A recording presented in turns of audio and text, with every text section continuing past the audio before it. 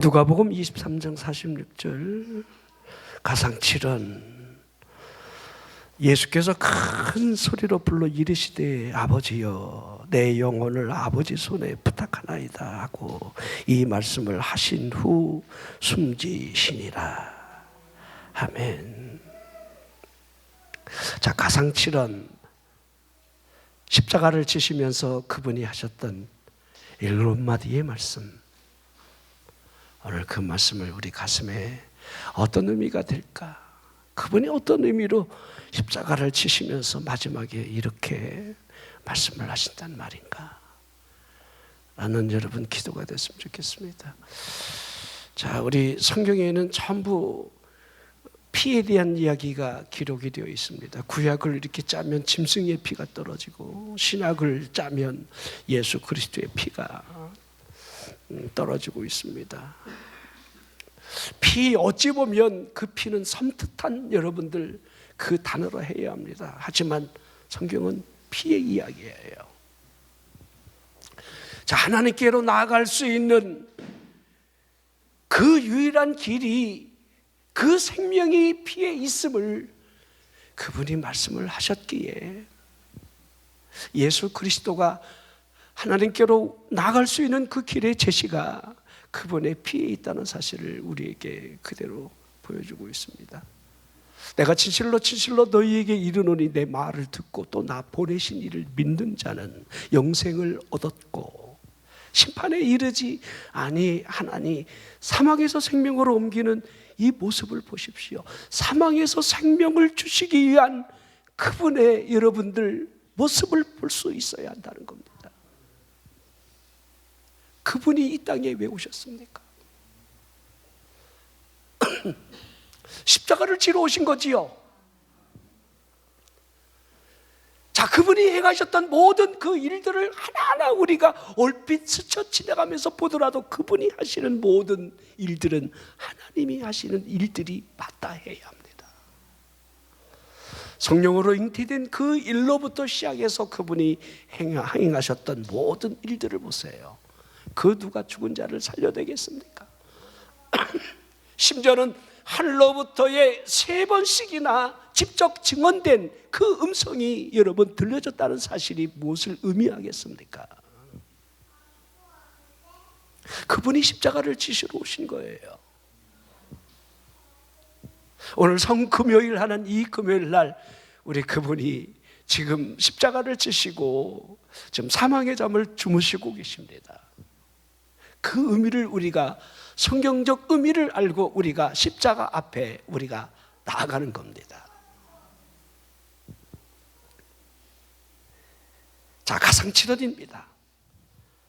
제일 먼저 누가가 십자가에 못 박히실 때에 하신 말씀을 기록해 놓은 것이 누가복음 23장 34절의 말씀인데요. 아버지여 저들을 사하여 주옵소서 자기들이 하는 것을 알지 못함이니이다, 이렇게 했고요. 두 번째는 두 강도 중에 하나가 예수여 당신의 나라에 임하실 때에 나를 기억해 달라 할 때에 강도에게 하신 말씀이 누가복음 23장 43절의 말씀이에요. 내가 진실로 네게 이르노니 오늘 네가 나와 함께 낙원에 있으리라.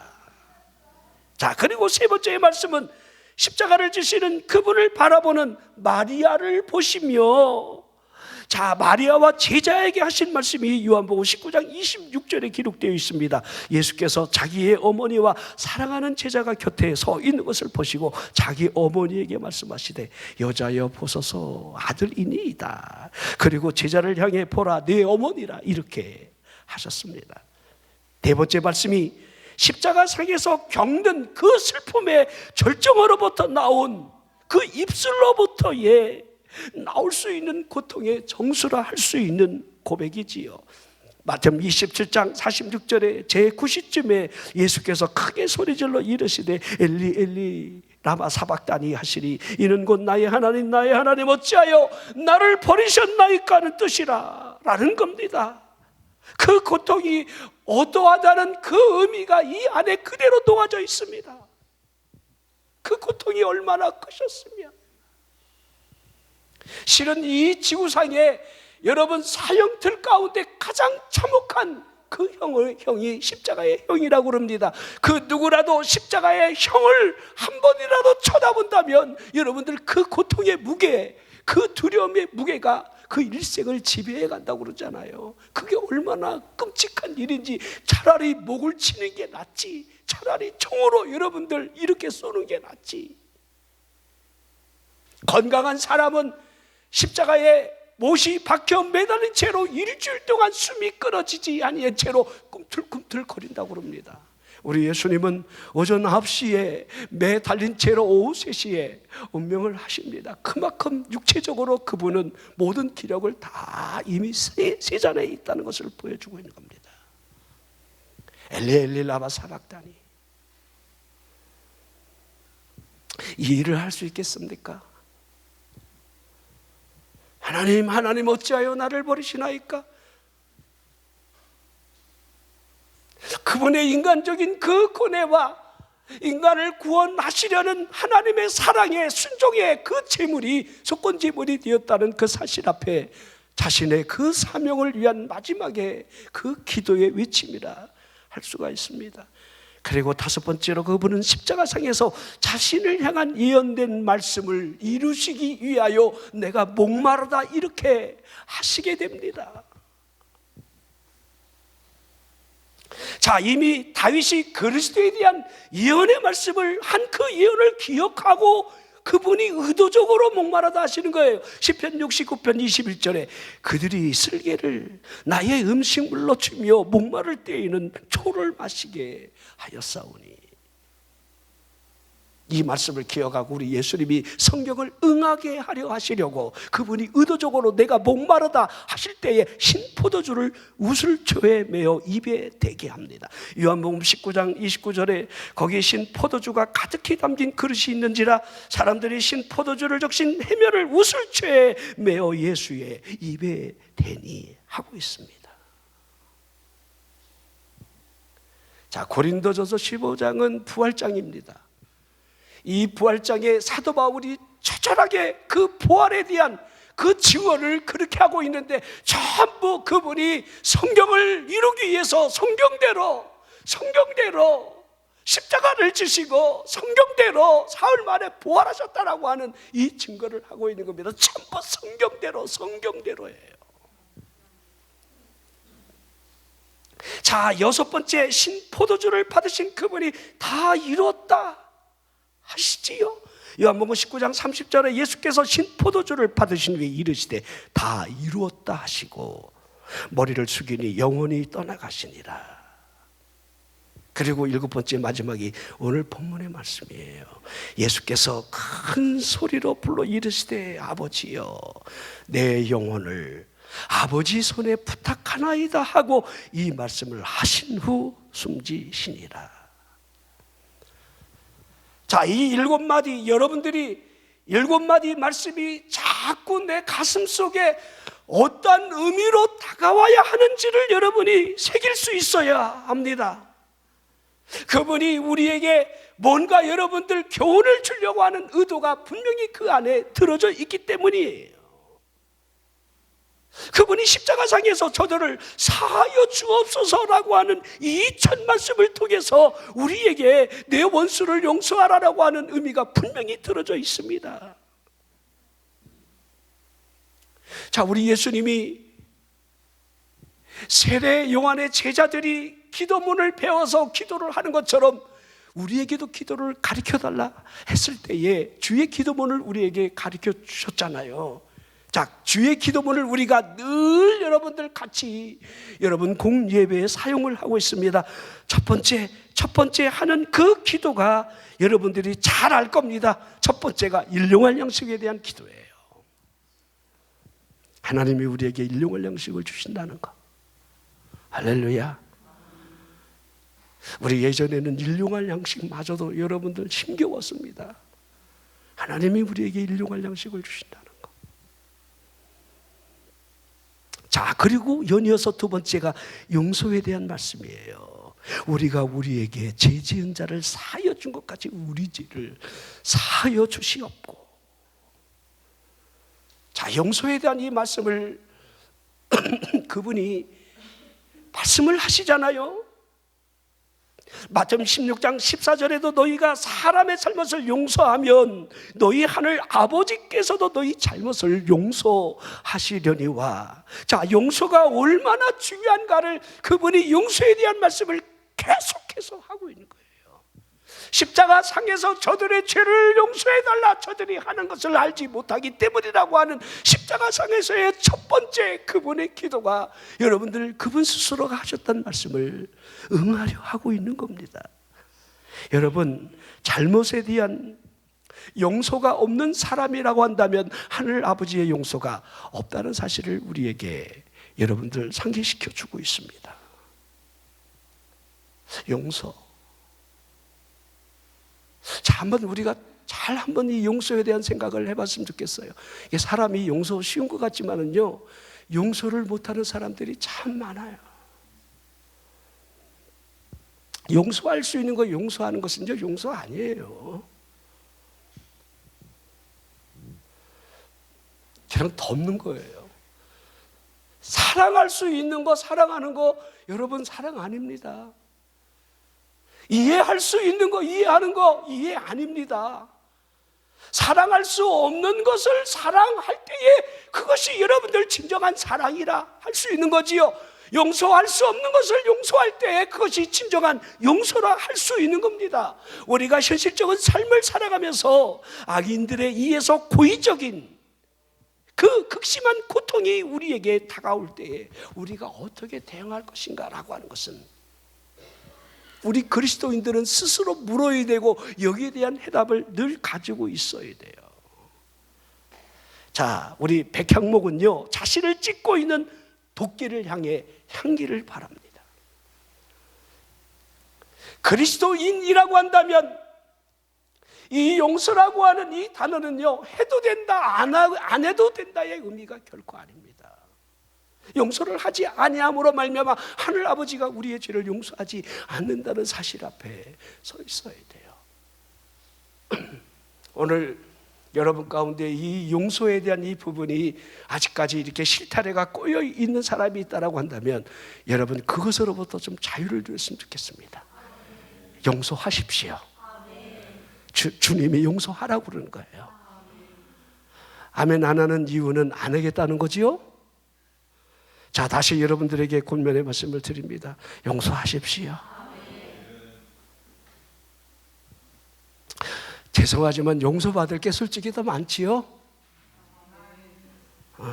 용서는 무슨 용서야? 용서받아야지. 저는 그런 생각을 늘 해요. 사람은 참 자기 주관적으로 생각하고 주관적으로 여러분 살아가고 있습니다. 우리 이제 둘째 손주가 오늘 좀 일찍 와서 눈도 뜨고 그래서 같이 이렇게 얘기하다가 괜히 그 생각이 들더라고요. 이제 초등학교 1학년 갔는데 이제 카톡 문자를 보니까 얘가 이제 글씨를 아니까 지가 나한테 답을 보냈는데 크크크 이거 한 10개를 보냈더라고요. 아, 얼마나 기분이 좋은지.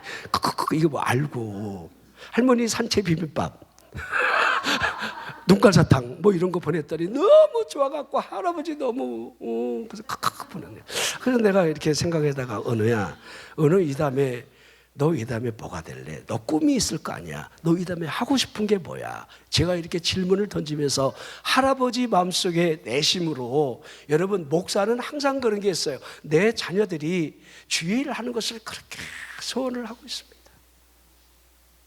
그거 참 쉬운 일도 아닌데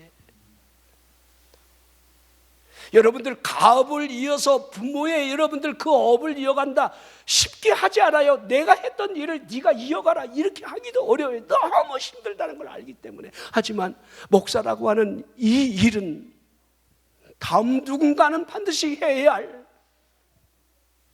그것으로 여러분들 여긴다는 그 사실은 결코 편하지 않습니다. 그런데 내심으로는 우리 은우가 난 할아버지처럼 이 다음에 그렇게 이게 하고 싶어요 이렇게 할 줄 알았는데 예상외의 대답을 들었습니다. 할아버지 저 이 다음에 씨름 선수 될 겁니다. 라고. 경찰이 되는 것도 아니고 소방관이 되는 것도 아니고 이름 선수 그 몸에 그러니까 사람은 자기가 생각하고 있는 어떤 그 의식 있잖아요. 그 의식을 잘 못 깨요. 나는 이러한 방향으로 생각하지만 전혀 다른 대답을 들을 수밖에 없는 거예요. 우리가 살아가면서 여러분들 정말 이 일은 도저히 이해가 안 되고 납득이 안 될 만큼의 용서가 되지 못하는 그런 말들을 가끔 써요. 다 용서할 수 있는데 이것만큼은 용서를 못 하겠대요. 근데 그게 문제예요. 우리 주님이 너 그것만큼은 용서 안 해도 된다라고 한 것이 있습니까? 그걸 우리가 못 깨는 거예요. 우리 관념 속에 그거를 깨야 되는데, 여러분 안에 영적으로 육적으로 뭔가 브레이크가 자꾸 걸리는 사람은요, 이 용서에 대한 법을 깊이 생각해야 돼요. 이것이 여러분들이 해결되지 아니하면 여러분이 영적으로 육적으로 여러분들이 일단 모든 문들이 닫혀 있어요. 열리지 않아요. 이건 해도 되고 안 해도 되고의 문제가 아니에요. 용서해야 돼요. 십자가상의 그분이 제일 먼저 용서에 대한 기도를 하는 걸 보십시오. 12용도 더 되는 하늘의 군대를 보내어 그들을 처단할 수 있는 능력이 있는 분이지만은 그분은 그 죄인을 구원하시려고 묵묵히 십자가의 길을 걸어간 겁니다. 그리고 용서의 기도를 지금 하고 있는 겁니다. 자, 두 번째가 내가 오늘 나와 함께 낙원에 있으리라, 강도에게 주신 말씀인데, 자, 이 말씀을 통해서 우리에게 진정한 회개가 무엇인가라고 하는 것을 지금 보여주고 있습니다. 사람은 그 누구도 죽음의 강을 여러분 피할 수는 없는 겁니다. 한번 죽는 것은 사람에게 정하신 것이요 그 후에는 심판이 있으리라고 하는 히브리 9장 27절 말씀을 누가 여러분들 건너뛸 수가 있겠습니까? 예수님의 십자가 양옆에 두 행악자가 매달려 있다는 거 우리는 너무도 잘 압니다. 자, 두 행악자를 매달아 놓고 가운데 예수의 십자가는 제패가 붙여져 있는데 자칭 유대인의 왕이라 여러분 정치적인 의도로 그를 지금 십자가에 매달고 있지만 양옆에 행악자는 여러분들 살인자거나 여러분들 뭔가 여러분들 로마에 대항하던 그런 정치범일 수가 있어요. 자, 그런데 죽음의 강을 건너기 직전에 그리스도를 만났다라고 하는 것이 이 두 행악자에게는 얼마나 큰 축복이 되겠습니까? 그런데 한 행악자가 하는 소리가 여러분 어떤 소리였습니까? 내가 그리스도가 아니더냐, 여기까지는 참 좋았는데 내가 그리스도가 맞다라고 한다면 너를 구원하고 우리를 구원하라, 그렇게 하지요. 이 얼마나 경악스러운 그 죽음 앞에 그 영혼이 여러분들 무너지지 않는 그 모습을 보여주고 있습니다. 여러분, 예수 믿는다는 거, 여러분들 그 피로 말미암아 구원받는다라고 하는 거, 우리가 천국이 있다 지옥이 있다라고 하는 것을 아무리 전해도요 그 말에 반응을 전혀 하지 않는 그런 악인들이 우리 주변에 널브러져 있습니다. 복음의 소리가 그 영혼을 결코 흔들지 못합니다. 저는 너무도 많이 경험을 합니다. 하지만 다른 한 행악자가 하는 소리가 무엇이었습니까? 예수여, 당신의 나라에 임하실 때에 나를 기억해달라 하고 있습니다. 자, 이 땅의 것을 추구하는 사람의 모습이나 하나님의 나라를 바라보는 그 사람의 모습이 얼마나 그 방향성이 다르다는 것을 그대로 보여주고 있습니다. 회개가 무엇입니까? 회개는 마음으로부터 일어나는 것 아니겠습니까? 회개를 통해서 무언가 얻으려는 마음이 있다라고 한다면, 그 회개가 이 땅의 것이라고 한다면 그것은 참된 회개가 아니라 해야 합니다. 회개로부터 하나님의 나라가 임할 때에 그 회개를 참된 회개라 이렇게 해야 합니다.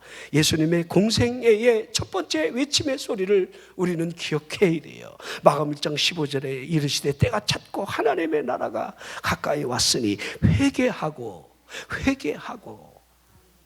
따라서 회개하고 복음을 믿으라. 아멘. 자, 복음이 뭡니까? 복음은 예수 그리스도가 복음이에요.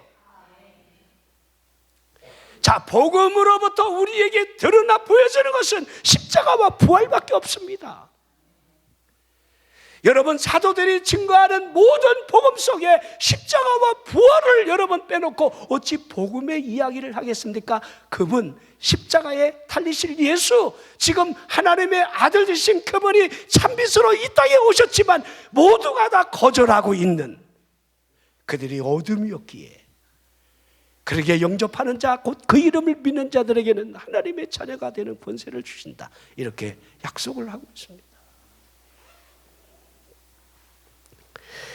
자, 강도의 회개는, 진정한 삶의 회개는 분명히 아닙니다.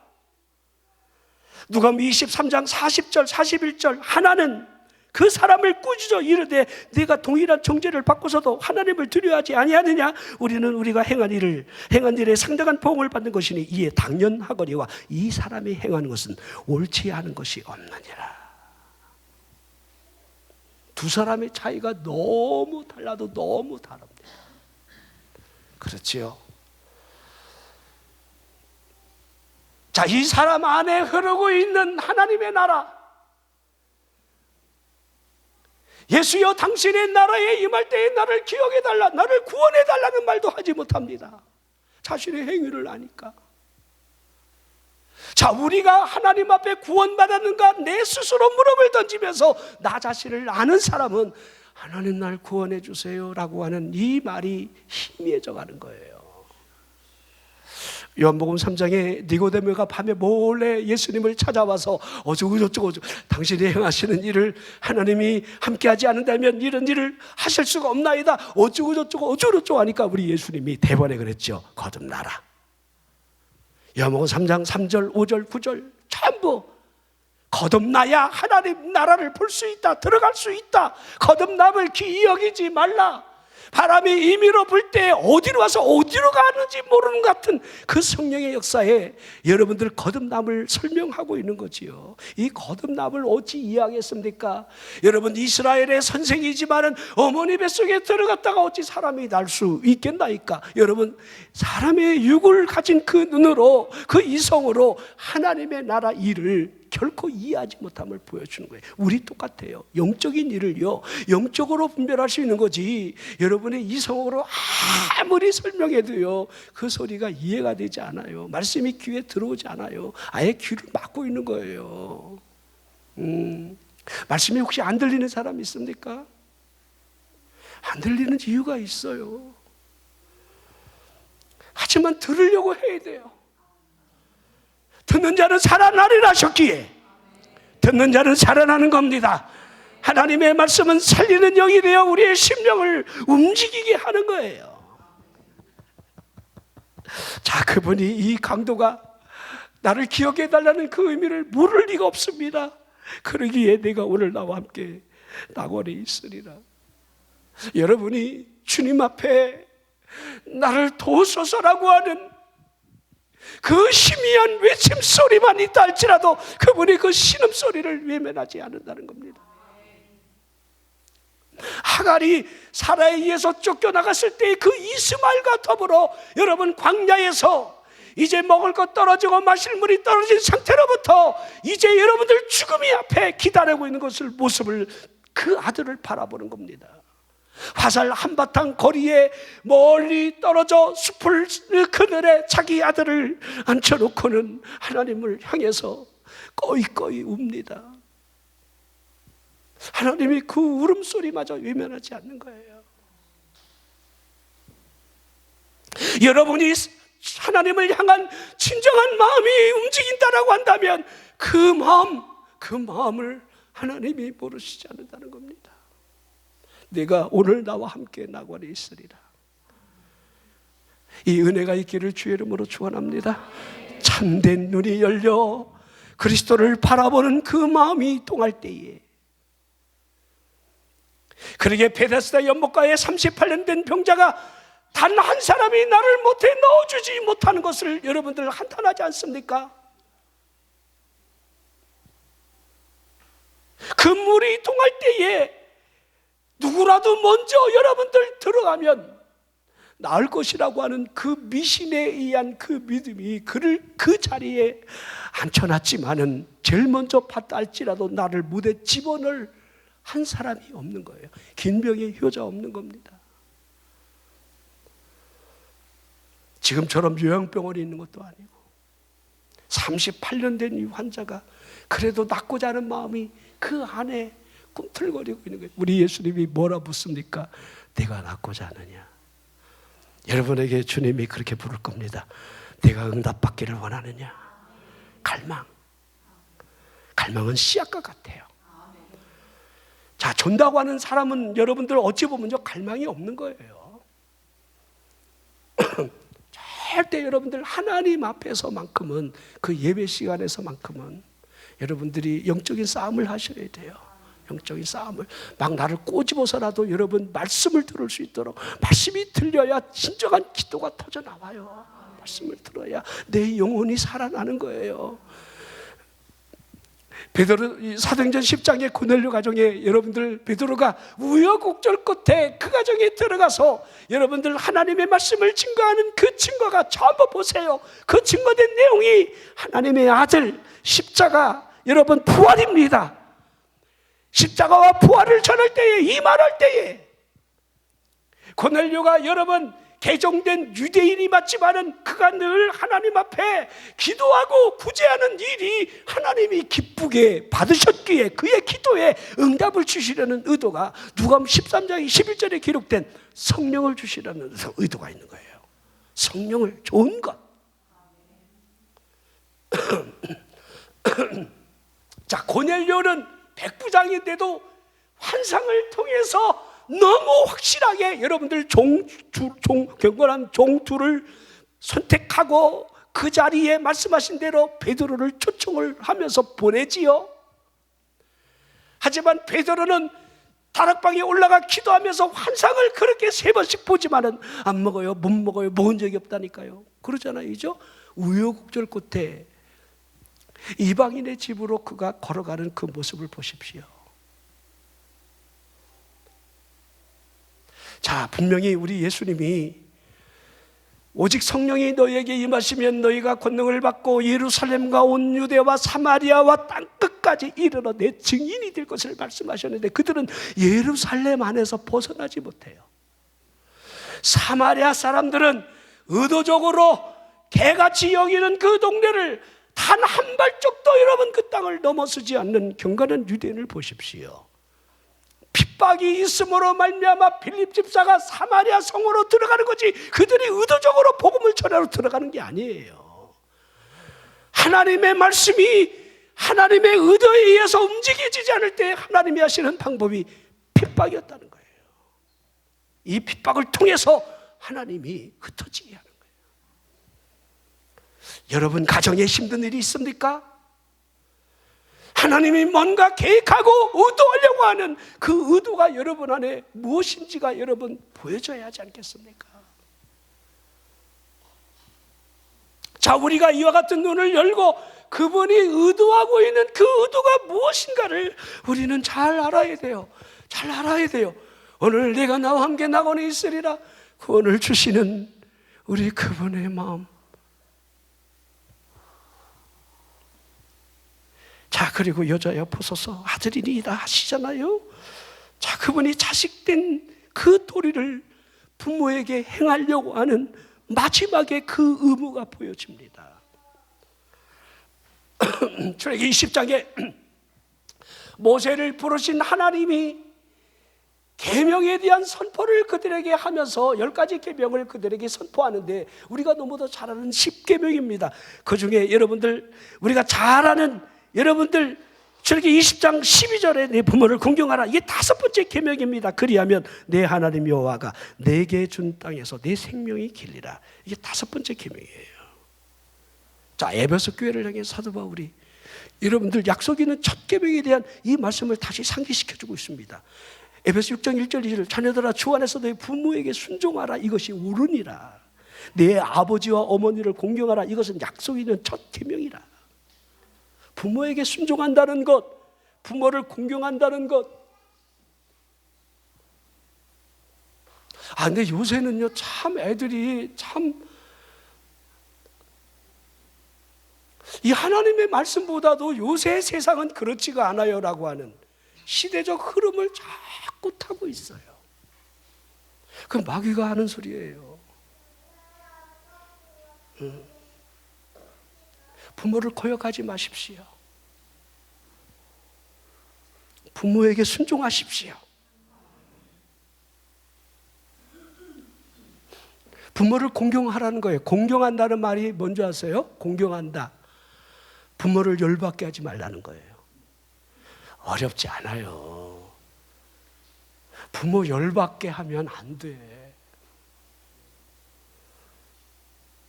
자, 이것은 하나님이 정하신 계명이라는 거예요. 부모가 존재하기에 우리가 분명히 존재의 의미가 있는 건데, 자, 자신을 낳아준 육신의 어머니 그 마리아가 지금 곁에서 애처로운 눈으로 지금 바라보고 있습니다. 여자여 보소서 아들이니이다. 얼마나 여러분들 애절한 말입니까? 제자를 향해서 이제 내 어머니라, 어머니를 부탁하고 있는 우리 그분이 십자가상에서 마지막 이 생에서 마지막을 자신을 낳아준, 젖을 먹이고 길러준 그 어머니를 향해서 부모를 공경해야 한다고 하는 그 의도적인 말씀을 지금 들려주고 있는 겁니다. 자, 우리 요한복음 2장의 가나 혼인잔치 이야기는 우리가 너무도 잘 알고 있습니다. 이 마리아는요, 그 친척의 집에 여러분들 마치 여러분 주인된 입장에서 여러분들 음식을 대접하는 일을 하고 있었잖아요. 그런데 포도주가 어찌된 일인지 손님이 많이 왔던지 아무튼 포도주가 일찍 떨어졌잖아요. 이 포도주가 떨어졌을 때 이 마리아가 예수님에게 왔잖아요. 포도주가 떨어졌다고. 그러니까 여자여라는 이 말을 여러분들이 그냥 우리말로 해석하니까 그렇지만은 그냥 쉽게 불란스어로 마담 봉주르 그 의미가 여러분들 존경의 의미가 여기 있는 거지, 우리말로 예수님이 어머니한테 싸가지 없이 여자여 이렇게 했다 그렇게 해석하면 안 돼요. 자, 예수님 포도주가 떨어졌습니다. 아니 여자여 왜 포도주가 떨어졌는데 나 무슨 상관이 있습니까? 근데 보십시오, 봤잖아요. 포도주 떨어진 거하고 우리 예수님하고 무슨 상관입니까? 이죠. 포도주를 빌려오든지 얼른 마트를 가서 사오든지 이래야지. 네? 근데 마리아는 알고 있는 거예요. 자, 예수님이 어린 시절의 행적은 유월절을 지키기 위한 12세부터 유월절을 지키는 그 해에 그분이 올라가서 예루살렘 성전에서 유대의 선생들과 대화하며 예수님을 잃어버리는 부모들의 모습을, 그렇지요. 그러고 사흘길을 다시 빠꾸해서 예루살렘에 와보니까 그분이 거기 계셨잖아요. 얼마나 여러분 열받았겠어요. 우리 옆에 예수가 따라온 줄 알았더니 이 예수가 따라오지 않고 선생들하고 푹 빠져갖고 하나님의 말씀을 강론하고 있는 거예요. 그러니까 유대의 선생들이 그분 어린 나이에 예수가 하는 말에 여러분들 얼마나 충격을 받는지 모릅니다. 하나님의 말씀을 그들이 듣고 있는 건 아닙니까? 자, 그리고 여러분 공생애를 시작하시는 30세 이후에 그분의 행적이 기록되어 있기 때문에 그분이 어떤 일을 행하셨는지는 우리는 구체적인 사실은 모르지만 마리아는 알고 있는 거예요. 그분이 하나님의 아들 되심, 제일 먼저 내가 내 뱃속에 난 아이는 하나님의 성령으로 난 아이라는 거 누구보다도 아는 겁니다. 누구보다도. 그렇죠? 자, 약혼자 요셉이 있지만은 남자의 손도 한 번도 잡아본 적이 없는 그 약혼자로부터 여러분 그가 외도를 했다 이렇게 볼 수는 없습니다. 너무 확연하게 잘 알고 있는 성령으로 잉태됐다고 하는 하나님의 아들 되시는 그분이 하나님이 어떤 일을 행하셨다는 사실을 너무도 잘 알기에 포도주가 떨어졌을 때 제일 먼저 예수에게 찾아가 포도주가 떨어졌음을 알리며 하인들을 향해서 저분이 뭐라 하시든 너희들은 순종하라, 그대로 하라, 저분이 이상한 소리라도 그대로 해라. 우리 예수님이 물 항아리, 결례 쓰는 항아리가 벼있는 사실을 알고 거기에다 물을 가득 채우라 그러잖아요. 그리고 떠다 줘라 그러는데 떠다 주지요. 물 떠온 하인들만 그 사실을 아는 겁니다. 우리가 물을 부었고 우리가 떠다준 그것이 포도주가 변해 있다는 사실. 여러분, 은혜는요 받은 사람이 아는 거야. 기도 맛을 아는 사람이 하고 그 기도 응답의 그 능력을 아는 사람만이 부르짖을 수가 있는 거예요. 응? 막 기도하는 거예요. 여러분, 아무나 아는 게 아니라 아니까 아는 거야. 아니까. 어? 조는 사람도요 몰라서 조는 거예요.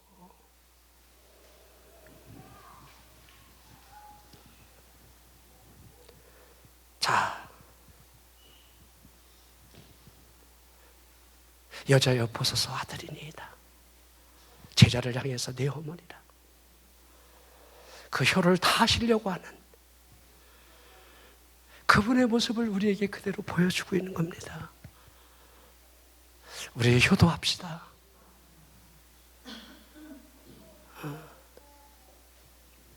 효도하고 싶어도 부모가 다 돌아가시면 효도할 기회도 없는 겁니다. 부모가 살아계신다라고 한다면 부모의 말씀에 순종하고 그분을 공경해야 돼요. 오늘 성금요일 날 그래도 꼭 오라 그랬더니 그래도 온 아이들이 있어요. 얼마나 감사한지. 자, 그리고 십자가상에서 자신이 버림받은 이 고통을 하늘을 향해 외치시는 그분의 모습이 보여지고 있습니다. 자, 힘겹고 어려울 때에 우리가 할 수 있는 것은 하늘을 향한 외침소리밖에 없습니다. 아시잖아요. 주여 아시잖아요. 엘리 엘리 라마 사박다니. 여러분과 제가 하늘을 향해서 기도할 수 있는 그 외침이 이것 아닐까요? 주님 아시잖아요. 주님 아시잖아요. 주님이 아시잖아요. 자, 우리 욥이 겪고 있는 이 고난을 보면 참 욥은 너무도 여러분들 이 고통의 이유가 결코 있었던 것이 아니라는 것을 잘 알고 있습니다. 자, 무슨 까닭으로 내게 이렇게 하나님이 하시는지 알고 싶어 했습니다. 욥기 10장 2절에 무슨 까닭으로 나와 더불어 변론하시는지 내게 알게 하옵소서. 하나님 앞에 알게 해달라고, 이 고난의 의미가 무엇인지, 내가 왜 이 고난 속에 있어야 하는지 하나님 알게 해달라고. 그래, 여기 10절에 내가 가는 길을 그가 아시라니 내가 단련된 후에는 정금같이 나올 것을 그가 여러분들 바라보면서 기도하고 있는 그 모습을 좀 볼 수 있어야 돼요. 우리가 알거니와. 자, 로마서 8장 28절 우리가 아는 말씀이죠. 우리가 알거니와 하나님을 사랑하는 자 곧 그의 뜻대로 부르심을 입은 자들에게는 모든 것이 합력하여 선을 이룬다라고 하는, 우리가 안다는 것을 여러분들은 정말 알고 있느냐 물으라는 거예요. 하나님을 사랑하는 자, 그의 뜻대로 부르심을 입었다라고 한다면 우리의 삶의 모든 것은 합력해서 선을 이루신다. 합력해서, 다 합력해서. 이 말씀 믿으시기를 주의 이름으로 축원합니다. 하나님이 여러분을 사랑하는 것이 맞다라고 한다면, 여러분이 하나님의 자녀가 맞다라고 한다면, 여러분의 모든 삶의 과정의 일들은 다 안 되는 것 같지만 그 안 됨을 통해서 되게 하시는 하나님의 의도, 하나님의 방법. 왜 고린도전서 13장 10절에 여러분들 그렇게 하셨습니까? 감당할 시험밖에는 너에게 당한 것이 없다 하시면서 감당하지 못할 시험을 주신 일도 없고 또한 피할 길을 넉넉히 주시는 그분이라는 사실을 우리는 얼마나 볼 수 있느냐에 달려있는 겁니다. 자, 여러분이 분명하게 알고 이렇게 기도만 할 수 있다라고 한다면 주여 아시잖아요, 주님 아시잖아요 라고 하는 맡김의 기도가 여러분 더 올라가게 해야 한다는 겁니다. 주여 아시잖아요, 주께 맡깁니다. 아버지, 이 고난이 무엇을 의미합니까? 하나님 이것을 통해서 무엇을 주시렵니까? 그러게 야고보 사도가 여러분들 야고보 1장에 여러분들 쭉 설명하면서 제일 먼저 1절에 문안 인사를 하고 두 번째가 고난에 대한 이야기를 하고 있는 거예요. 여러 가지 너희가 고난을 당하거든 기쁘게 여기라, 기뻐하라는 거예요. 그런데 이거 아멘 솔직히 잘 안 되는 말씀이에요. 고난이 오거든 제일 먼저 기뻐하래.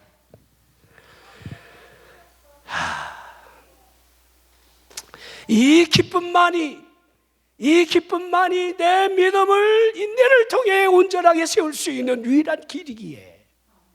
그러나 우리는 반대로 우리는 기쁨보다는 우리는 역정을 내고 우리는 화를 내고 우리는 두려워하고 하나님을 원망까지 하기도 하고 그렇게 하고 있는 모습으로 살아가고 있습니다. 그러게 우리에게 지혜가 필요한 거예요. 야고보 1장 5절에 너희 중에 누구든지 지혜가 부족하거든 후히 주시고 꾸짖지 아니하시는 하나님께 구하라 그리하면 주시리라. 이 지혜가 필요해요. 기뻐할 수 있는 지혜, 하나님께 맡길 수 있는 지혜, 여러분의 믿음이 온전한 믿음이 되기 위한 지혜가 필요합니다. 이렇게 해야지, 이렇게 해야지, 이런 지혜를 구하라는 거예요. 자, 그리고 그분이 목마르다 하셨잖아요. 자, 목마르다 하신 이 이유를 제가 성경을 응하려 하시는 그분의 의도적인 행위라 이렇게 이미 말씀을 드렸습니다. 자, 우리로 하여금 하나님의 말씀이 성취되는 것에 높은 가치를 두고 살라고 하는 의미가 이 안에 들어져 있습니다. 우리가 수고하고 무거운 짐을 지체로 살아갈 때에 하나님의 말씀으로 하여금 우리에게 여러분들 이끌어가게 하라는 거예요. 알기는 도지사보다 더 잘 알아. 그렇죠? 수고하고 무거운 짐진 자들아, 다 어디로 갈래? 여러분 어디로 가고 있습니까? 환난 날이 지속이 될 때에 하나님의 말씀이 우리에게 시편 50편 15절에 환난 날에 나를 부르라 내가 너를 건지리니 내가 나를 영화롭게 하리로다. 환난 날에 나를 부르짖으라. 부르짖어 기도하고 있습니까? 주여 도와주세요. 하나님이 환난과 역경으로부터 하나님 이기게 해주세요. 환난 날에 나를 부르라. 내가 너를 건질 것이다. 여러분이 병든 가운데 있습니까? 질병으로 여러분들이 고통 중에 있다라고 한다면 야고보 5장 14절에 너희 중에 병든 자가 있느냐? 그는 교회 장로들을 청할 것이요 그들은 주의 이름으로 기름을 바르며 그들을 위하여 기도할지니라.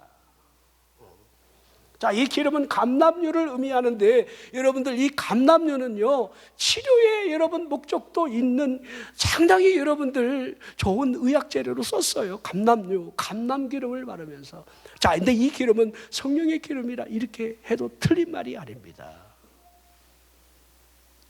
시편 23편에 여호와는 나의 목자시니 내가 부족함이 없으리로다 고백했던 그 다윗의 이 고백을 통해서 여러분들 하나하나가 여러분들 1절부터 6절의 9절까지 기름으로 내 머리에 바르신다, 기름으로 내 머리에 바른다.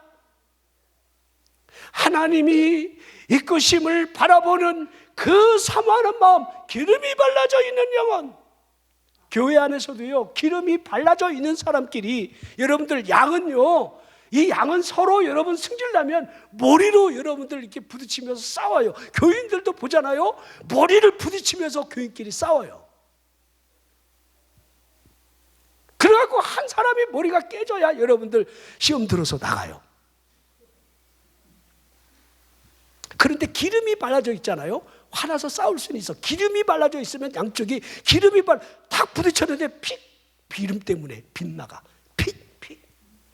몇 번 하다 보면 재미없거든. 관두자 그러고 금방 화해를 해요. 기름이 발라져 있으면.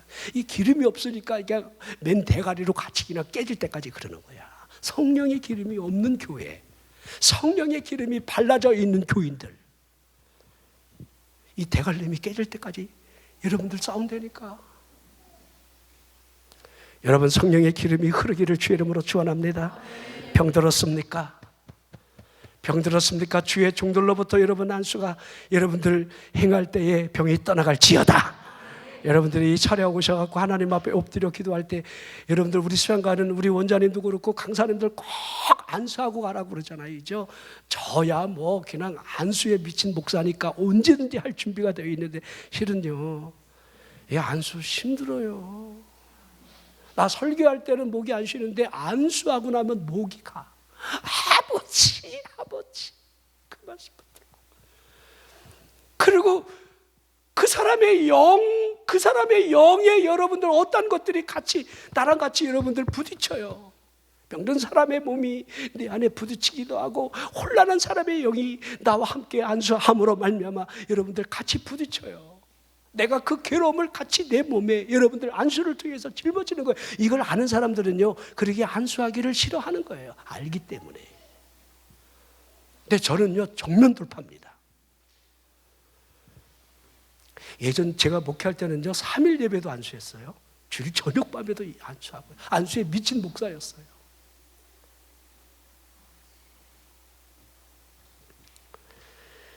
자, 여러분 가운데 염려하는 일들이 있습니까? 아무것도 염려하지 말라 하시잖아요.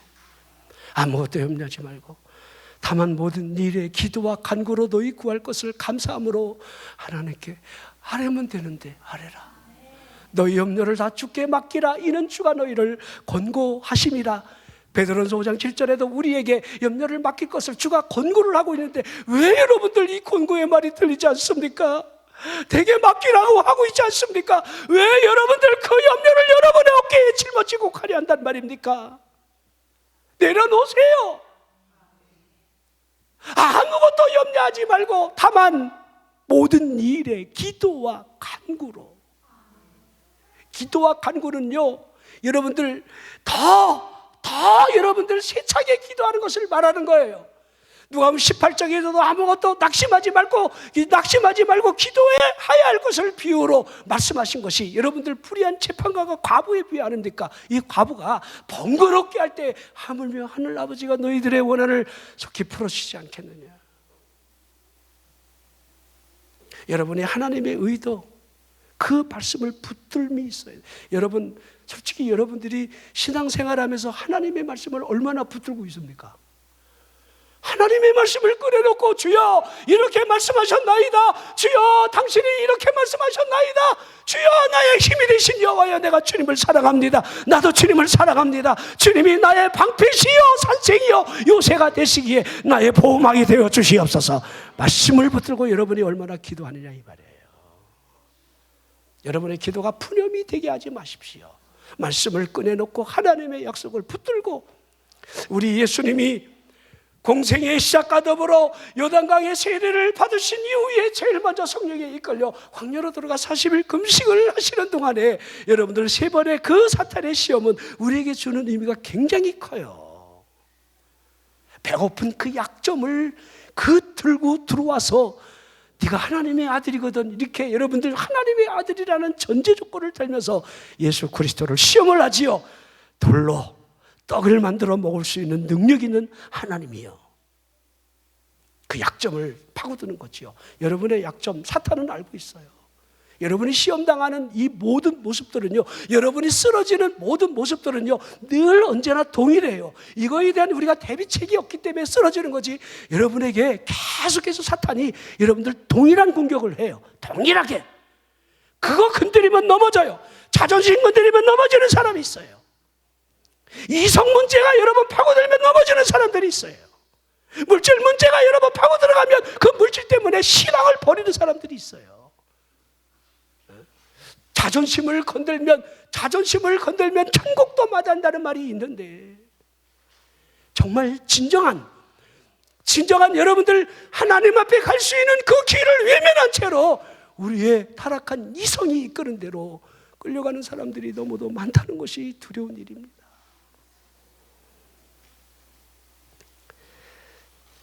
자, 그리고 다 이루었다 하셨지요? 자, 말씀은 많이 있는데 우리 여러분들이 이제 시간이 많이 지났으니까요, 이제 다 하시는 말씀이니까 그 말씀의 의미를 붙들면서 여러분들이 막 기도해요. 다 이뤘다. 뭘 다 이룬 거예요? 누가 죽어가면서 다 이뤘다고 했습니까? 생각해 보세요. 십자가를 지금 지시면서 다 이뤘다 하시는 거예요. 지금 하나님의 어린 양으로 화목제물로 속건제물이 되어서 십자가에서 피를 흘림으로 말미암아 그 피를 통해서 죄인을 구원하시려는 하나님의 의도, 그 의도를 다 이루시려고. 그렇죠? 창세기 3장 15절에 에덴 동산에 여러분 타락한 인류를 구원하시려는 하나님의 치료책이, 갈라디아 4장 4절에 보니까 때가 참에 하나님이 그 아들을 여자에게서 나게 하셨다. 하나님의 의도대로. 사도행전 우리 요한복음 3장 16절에 하나님이 세상을 이처럼 사랑하사 독생자를 주셨으니 이는 그를 믿는 자마다 멸망하지 아니하고 영생을 주시려는 하나님의 구원 계획. 하나하나가 무엇을 우리에게 말해주고 보여주고 있습니까? 유월절의 피를 보십시오. 그 피를 통해서 패스오버 유월한다고 하는 구원의 은혜, 그 피 아닙니까? 여리고 성이 무너질 때 붉은 깃발은 무엇을 의미하는 겁니까? 붉은 깃발 아래 모여있는 신앙 고백이 있는 그 집안을 보호하는 하나님의 의도. 여러분, 눕뱀과 불뱀의 여러분들 그 의미가 무엇입니까? 창대에 매달린 것을 쳐다보게 함으로 말미암아 낫게 하시려는 그분의 의도. 이 의도된 말씀은 이미 우리 예수님 자신이 스스로 요한복음 3장에 말씀을 하셨습니다. 모세가 광야에서 뱀을 든 것 같이 인자도 들려야 하리니. 분명하게 구원의 길, 구원의 방법. 왜 내가 곧 길이요 진리요 생명이니 나로 말미암지 않고는 아버지께로 올 자가 없느니라. 그분이 길됨을 왜 말씀하시냐 이 말이에요. 그분이 다 이뤘다 하심의 의도적인 이 십자가의 길을 우리는 볼 수 있어야 한다는 거예요. 자, 그러면서 여러분 길게 설명하지 않겠습니다. 자, 여러분, 우리 그분이 마지막에 여러분들 저들의 죄를 용서해달라부터 시작해서 마지막에 내 영혼을 하나님께 맡기시는 이 장면까지 하나하나 우리에게 주시는 의미.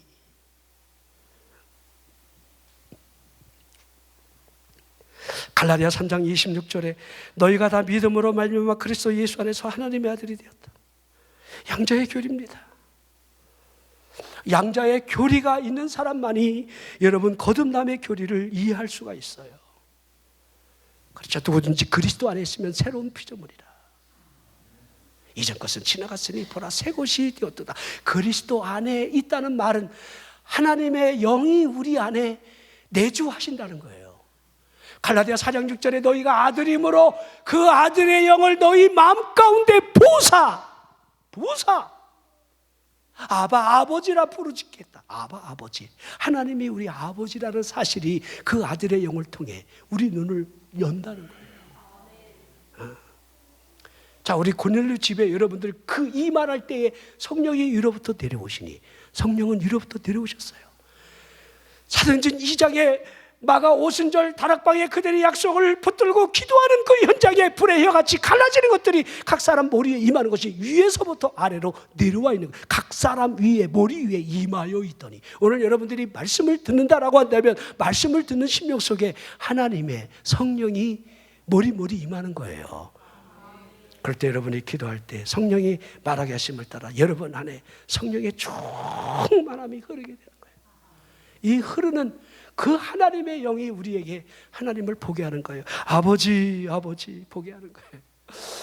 자, 부활하신 우리 예수님이 막달라 마리아를 여러분 만나서 제자들에게 이렇게 전하시지요. 요한복음 20장 17절에 내가 내 아버지 곧 너희 아버지, 내 하나님 곧 너희 하나님께로 올라간다 알아. 나의 아버지예요. 너희의 아버지라는 거예요. 내 하나님이 너희의 하나님이라는 거예요. 여러분이 하나님이 여러분에게 무엇이 되게 하고 있습니까? 하나님의 아버지가 맞습니까? 아니면 옆집 아저씨처럼 느껴집니까? 하나님이 내 아버지가 맞습니까? 요새 아버지는 뭐 별로 영향가가 없어갖고 감동은 별로 없는데,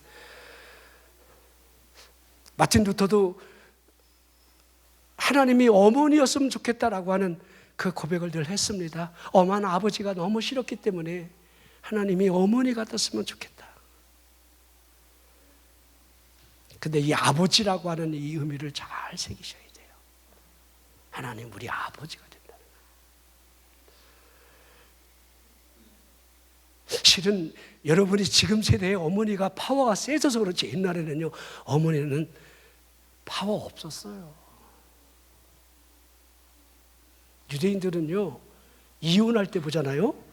우리 여러분 수가성의 그 사마리아 수가성 여인이 5번째 있는 남편도 내 남편이 아니라고 우리 주님이 그러잖아요. 그죠? 언제든지 여러분 그 여인은요 여인이 바꾸는 게 아니라 잘릴 준비가 되어 있는 거예요. 그 유대 문헌에 보잖아요. 남편이 이혼 정서를 써줄 때 이렇게 기록되어 있어요. 지나가는 뒷모습이 너무 은혜가 안 된대. 그래서 이혼 정서를 써주는 거야. 이혼이 너무 쉬웠던 거야. 자, 이 여인도 뭔가 까칠한 면이 있잖아요. 유대인 남자로서 어찌 사마리아인 여자인 나에게 물을 하나이까. 그러니까 이 여자 이혼 증서 써줄 만해. 이 히스테리가 있고 이 까칠한 이 여인. 그렇죠.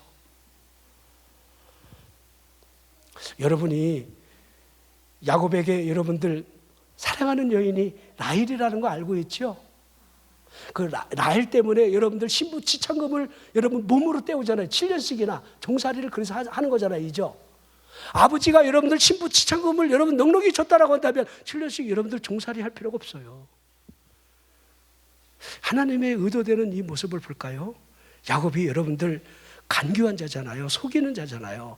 형도 속이고 아버지도 속이고. 그러니까 여기 오니까 너 속아봐라. 하나님이 그러는 거잖아요. 이죠? 신부가 바뀌잖아요. 근데 라헬을 왜 좋아했는 줄 알아요? 야곱이? 성경에 이렇게 기록되어 있어요. 이 라헬의 안목이 빼어났더라. 쉽게 말하잖아요. 이 여인의 눈이 너무 이뻐. 여자는 참으로 눈이 이뻐야 돼요. 그래서 이뻐지려고 다 온갖 수단을 다 하잖아요. 이죠? 그러죠? 자, 그런데 보십시오. 이 라헬 때문에 얼마나 여러분 힘겨운 싸움을 하게 되는지를 그 야곱의 생애에서 우리는 얼마든지 볼 수가 있습니다. 그렇죠. 합한채 사건도요. 여러분들 그런 의미에서 우리가 재해석을 해야 돼요. 자, 그러면서 자기가 죽을 때 레아 곁에 묻어다오 그런 거 아세요? 그래도 지나가 보니까 눈 이쁜 여인보다 마음 편한 여인이 더 좋았어. 그리고 첫 부인에게 나를 묻어달라. 그렇게 하는 겁니다. 자, 하나님이 내 아버지라는 거 믿어주시면 아멘 하십시오. 하나님이 내 아버지. 여러분 그 피로 말미암아 내가 속량 제사함을 얻어 구원받은 하나님의 자녀가 되었다는 사실이 믿어지면 아멘 하십시오. 이 사실을 모른 채로 여러분들 우리의 믿음 생활은요 헛것하는 거예요. 이거 반드시 붙들어야 되고 돌아오는 주일은 부활절입니다. 자, 부활은 여러분들 십자가의 의미를 확실하다는 인을 지금 치고 있는 거예요. 그분은 사망에서 다시 살아나신 하나님 보좌의 우편에 지금도 기도하시는 다시 우리를 심판하시려 재림하시는 그 마지막 때를 우리가 볼 수 있어야 돼. 여러분과 저는 마지막 때를 바라보고 사는 겁니다. 깨어 기도하는 사람만이. 자, 여러분이 우리 삶의 승리자가 되는 유일한 방법, 그 길은 기도. 깨어 기도하는 사람. 하나님께로 가까이 갈 수 있느냐? 엎드려서 하나님 앞에 여러분이 부르짖어 기도할 수 있느냐? 이게 답이에요. 이것만 있으면요 여러분의 삶은 이미 승리하고 살아가는 거예요. 걱정하지 마셔. 시험이 오면 여러분들 고난 중에 기뻐하고 염려가 오면 감사함으로 기도하고 전 보세요. 이죠? 항상 기뻐하라. 쉬지 말고 기도하라. 범사에 감사하라. 하나님의 뜻이니라. 하나님 뜻대로 살겠습니다. 그리고 우리가 그렇게 얼굴을 막 환하게 스데반 집사처럼 여러분 얼굴에 천사의 얼굴은 아니더라도 어느 정도 그래도 여러분들 그 밝음이 우리는 어둠이 떠나갔으니까 밝아야 되잖아요. 이죠? 어쩜 그렇게 얼굴이 막 시커멓게 막 흑암이 막 덮은 지옥에서 팍팍하게 나온 그 사단의 사자의 얼굴을 하고 있다라고 한다면 어찌 그 사람에게서 구원의 모습이 보여지겠습니까? 그렇죠? 네. 여러분의 발걸음에 하나님이 인도하세요. 주의 말씀은 내 발의 등이요 내 길의 빛이니이다. 하나님의 말씀으로 나를 이끌도록 말씀을 붙들고 여러분들 이 고난 사망에 잠을 집으신 그분을 바라보고 부활의 주님을 바라보고 부활의 기쁨이 여러분 안에 강물처럼 흐르게 되기를 주의 이름으로 축원합니다.